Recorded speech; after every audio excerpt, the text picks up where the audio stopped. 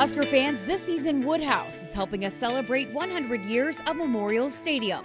On the Through These Gates podcast series, we are revisiting some of the most memorable and legendary games throughout a century full of them, played inside one of the most historic stadiums in all of college football. Today's episode takes us back to October 31st, 1992, a victory for the Huskers that became known as the Halloween Massacre. A top 10 showdown between Nebraska and Colorado.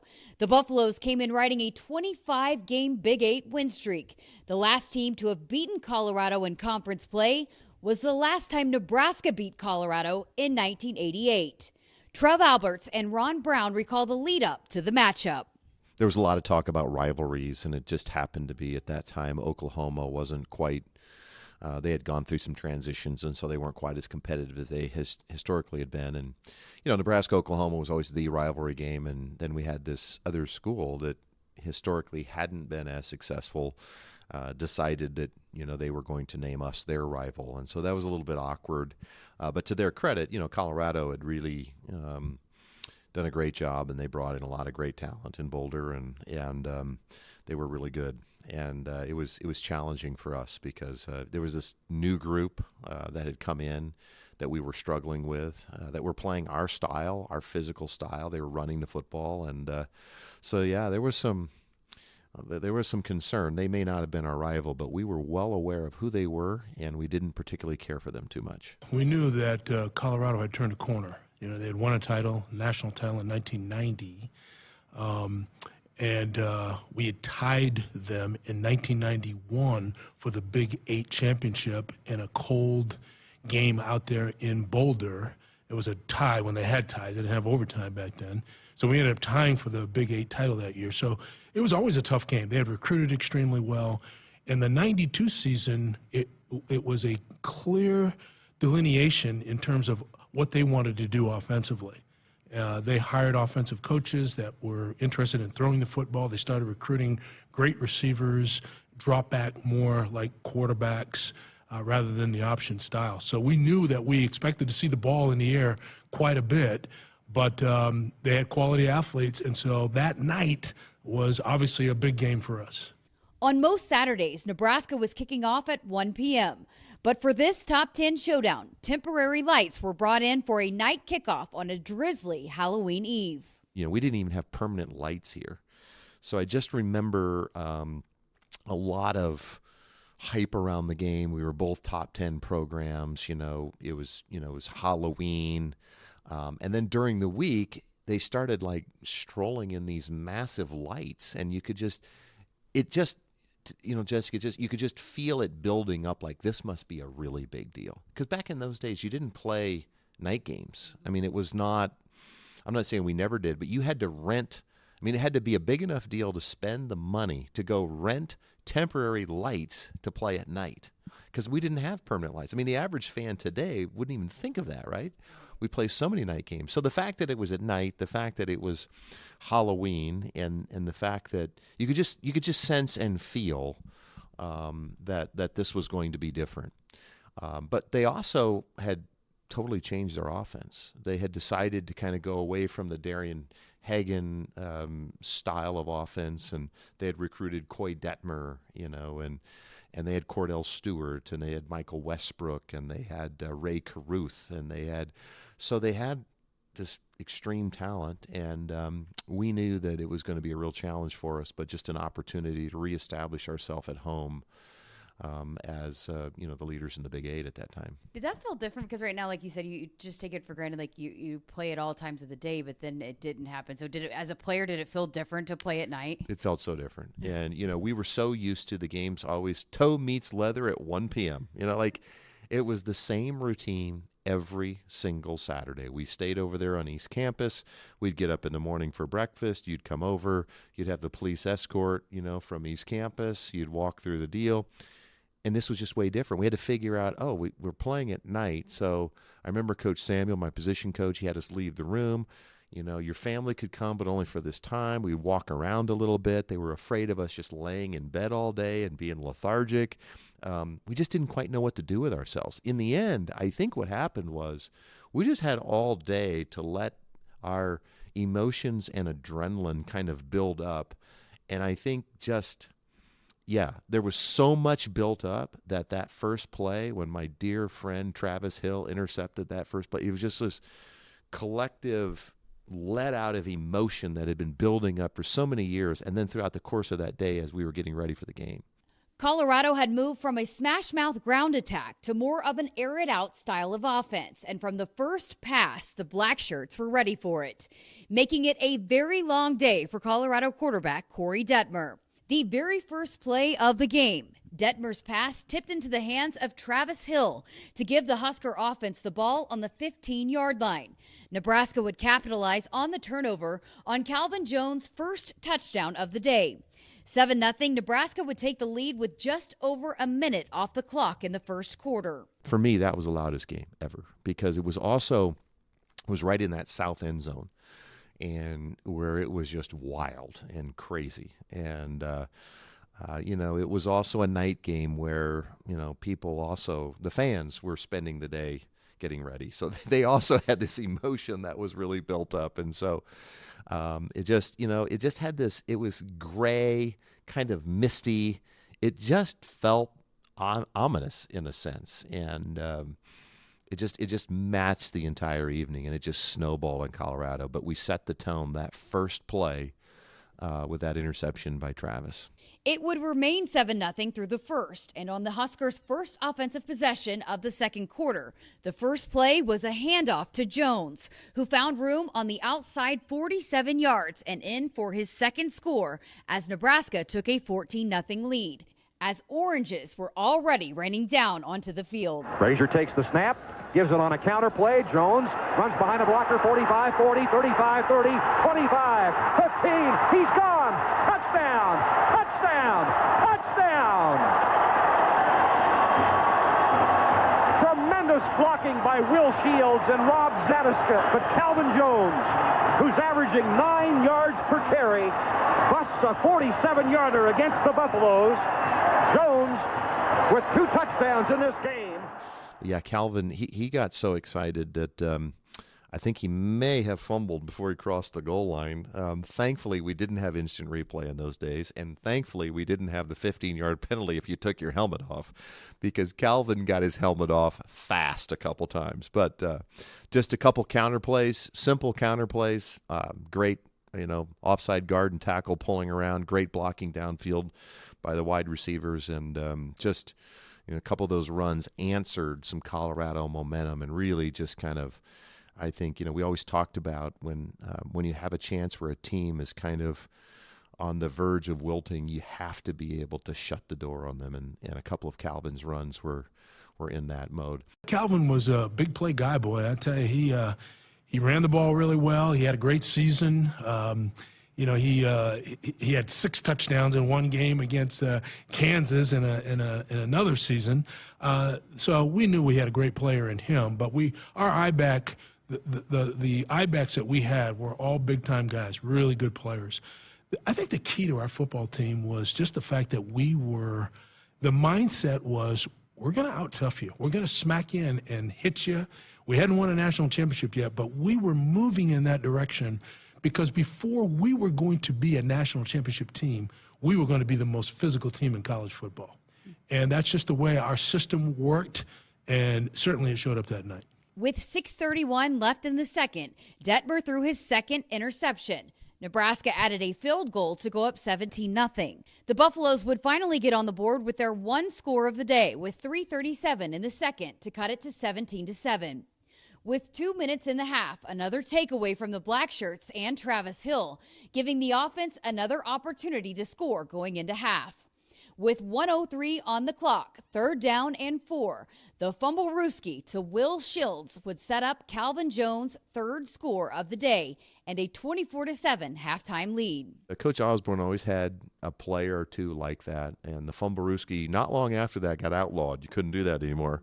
But, Will was just such a great athlete. I mean, he was over 300 pounds, and I remember going back, and I've watched that game several times on TV afterwards, and after that Fumbarusky, they show him on the sideline, and Bill McCartney goes over and talks to the defensive coordinator and basically said, I told you they were going to run that play. That's the Fumbarusky. But that's Coach Osborne. He was so strategic about knowing when to call that play at a time that nobody, I don't think our fans anticipated that. Certainly Colorado's defense didn't. And it was in a position of risk, and yet it was just executed flawlessly. I do remember while it hadn't been outlawed yet, it was something that we at Nebraska had kind of perfected. Dean Steinkuhler and others. Will was a fantastic athlete. Will was the Outland Trophy winner that year. So I think it fit. Will Shields probably could have played a number of positions just because of his athletic ability. Certainly one of the greatest offensive linemen ever to play here, and in college football, and in pro football. In the third quarter, yet another Detmer interception. This one hauled in by Mike Anderson would lead to Tommy Frazier's first passing touchdown to Gerald Armstrong. His second, a 48-yard deep pass to Corey Dixon. The freshman quarterback also accounting for 86 rushing yards of the 373 total that the Nebraska offense racked up on the ground that day. Tommy, what he brought to the team was a confidence and swagger. And even as a freshman, there was a couple times, it looked like Dion Figures or somebody had a massive hit on him. The reality was we played on AstroTurf. It was misty, and Tommy slipped a couple times, but, wasn't afraid to get in the face of. Never did anything. He didn't get 15-yard penalties, but he wasn't going to be intimidated by anybody. And that started when he was a true freshman. So that really kind of sets the tone when your leader and a guy on offense who's carrying the ball all the time has extreme confidence in himself and isn't rattled by a really physical. I mean, you look at their defense, Chad Brown, Renfro. I mean, they had 5 or 6 NFL players that played substantial amount of time. Teddy Johnson in the NFL, great players, and Tommy took it to him. He probably had as much confidence as any true freshman I've ever seen here. And, he took over. When he took over, he took over. I mean, it wasn't any – I remember the first day in the huddle as his freshman year in practice, it was kind of noisy. And I think people, probably had a little slight disrespect for him. Who is this big-time guy, blah, blah, blah. And he said, shut up. I'm the quarterback. When I'm in the huddle, nobody else talks. And he got real silent. And for the rest of the time, every single time he stepped in that huddle, that's the kind of culture it was. It was quiet. Everybody's listening. And you know what? For a guy who was never selected as a captain on our football team, particularly at that position at quarterback, which is a natural captain leadership team, people necessarily did not like Tommy, but they respected him. Everybody knew, even though he was not the captain or the, quote, team leader, you don't see his pictures up, he wasn't captain, this, that, and the other, everybody knew who the leader was. It was Tommy Frazier, and he led. He was a very courageous leader. The Nebraska defense was just suffocating. An ESPN graphic in the fourth quarter displayed the stats from the Black Shirts' pass defense. 5 sacks, 12 knockdowns, 4 hurries, 2 block passes, 3 interceptions. And the Buffaloes managing just 8 rushing yards the entire game. I don't think anybody thought going into that game that it would end up that way. But, we always would play, 2 or 3 games at the start of the season, generally non-conference games, and we tried to get a lot of guys into the game. And so as you got to a point later in your career as a junior, senior, if you were a starter or black shirt, the goal was always to be, because we were always so hungry. Unlike these young men today who seem like they have unlimited food, right? There's this nutrition. The old school philosophy was you couldn't eat too much because it would make you lethargic or slow. So, George Sullivan, our old athletic trainer who's in charge of all the food, kind of limited the amount of calories we had prior to games. So we were just starving. And we took great pride in the fourth quarter, if you were sitting on the bench with your tape off, your gloves off, and maybe you could steal a Runza or one of those hot dogs, then you knew. And I just remember sitting on the bench, looking up. I'm eating a hot dog against Colorado, a top 10 team, pretty early in the fourth quarter, thinking to myself, that's how I knew that we had a great game. Nobody would have ever predicted that we'd have the tape off, you're done playing as a defense, against Colorado early in the fourth quarter and having an opportunity to get one of those hot dogs on the sideline. That was what the shock was. And I will always remember that. I can't believe that we have dominated them to that level that I'm done. Don't even have to play the rest of the game. Got three and a half quarters in. I'm getting a hot dog over here. That was pretty cool. Oh, that's amazing. What a great story. Wow. Well, that sounds like Coach Tony Samuel's defensive ends and outside linebackers to me. Tony was a chilled-out guy, of course, a great coach, and nobody played harder than the Trev Albers gang, that outside linebacker crew, those defensive ends. But my receivers weren't going to be eating hot dogs on the sideline. I can tell you that right now. If I ever saw that, they would be the next hot dog to be eaten. When the clock ticked down to 0, and with the scoreboard display of 52-7, fans rushed the field, and down came the goalposts as the Huskers knocked off a top 10 team for the first time since 1988. The Huskers would go on to win the Big 8 title and earn a berth in the Orange Bowl, the first of 4 straight appearances in the Orange Bowl and 5 of the next 6. The Halloween Massacre in 1992, a launching point for what was to come of Husker football dominance in the 1990s. I remember us beating up on them really well that night, and a confidence booster.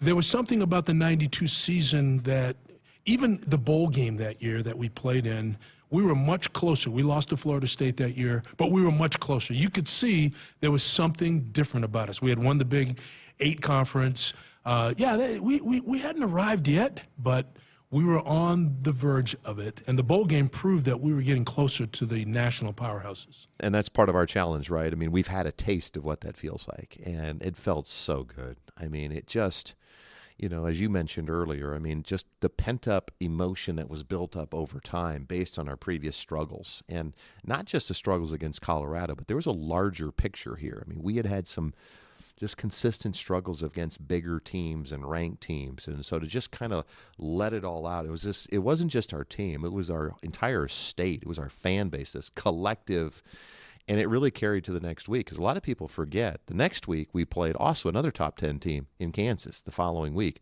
also on national television, and we dominated them about the same way. So the momentum from this game, I think, was a real turning point, not just for the season, but it started, the next game then we really dominated Kansas. And while we lost to Florida State, I think it was 28-14 in the Orange Bowl, the tide started shifting a little bit. We had more speed. There was a belief. There was some confidence. And then we went into the 93 year. Obviously, we didn't win the national championship, but made it. And, and a lot of that, coincided with Tommy Frazier. That was his freshman year, and he continued to grow. But he brought a belief, a confidence that really infected the entire team in a really positive way. Anything else from that game I should make sure and include in this? Any stories or? I can neither confirm or deny, but I'm somewhat confident that portions of the goalpost I saw later that evening. But I cannot confirm or deny that, or confirm or deny where the location of it was. But I may have seen some of the goalpost later that evening. Oh, I love it. That's great. Thanks to Woodhouse for helping us celebrate 100 years of Memorial Stadium this season. Woodhouse Auto Family is your trusted auto partner with 20 brands and 20 convenient sales and service locations. We're making car buying on your terms. Visit us online at woodhouse.com. Thanks so much for listening. I'm Jessica Cootie with the Huskers Radio Network.